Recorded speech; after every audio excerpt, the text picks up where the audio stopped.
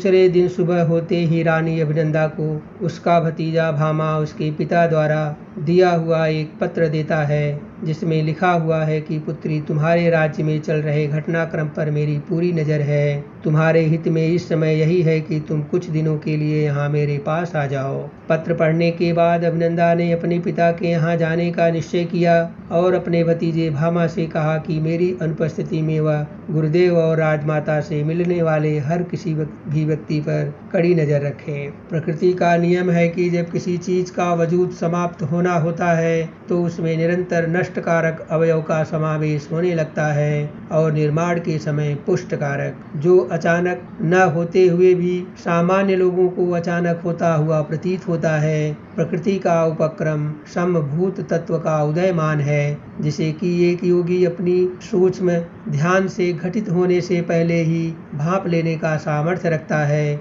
इसलिए गुरुदेव वैद्यराज जी से कह रहे हैं कि उनके व्यवहार पर किसी की कड़ी नज़र है। उन्हें बहुत ही सतर्क रहने की आवश्यकता है, खास करके राजमाता को मिलने के समय। यदि आपने सावधानी नहीं बरती होगी तो इसका बहुत बुरा परिणाम हम तीनों को ही चुकाना पड़ सकता है। इस समय की दशा हमारे अनुकूल नहीं है। आखिर में हुआ भी वही। यही एक वाक्य राजमाता से उनका कहा हुआ कि वे अपनी योजना में सफल होते नहीं दिखाई दे रहे हैं। वैद्यराज द्वारा राजमाता को कही हुई यह बात रानी अभिनंदा को अपने गुप्तचरों से पता चल गई थी। अब वैद्यराज द्वारा कहे हुए इस वाक्य के प्रतिशोध का फलादेश पिताजी के पास जाकर लौट आने तक की समय अवधि तक प्रतीक्षित था। क्योंकि इस वाक्य का सही अर्थ स्पष्ट नहीं हो पा रहा था, इसलिए चौकसी और भी बढ़ा दी गई। यह भी पता नहीं है कि इस वाक्य का अर्थ राजा देवदत्त का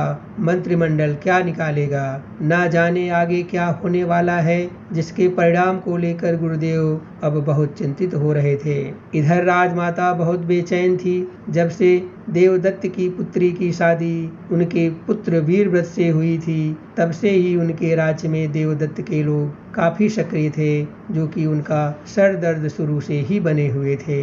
राजमाता बार बार यह सोच रही थी कि उनके और वैद्यराज के बीच हुई गुप्त वार्ता अभिनंदा को कैसे मालूम पड़ी। क्या अब उनकी निजता पर भी अभिनंदा ने सेध लगा दिया है। गुरुदेव जो अपने आश्रम में ही कुछ दिनों से रुके हुए थे, राजमाता के बार बार बुलाने पर भी राज्य में नहीं आ रहे थे।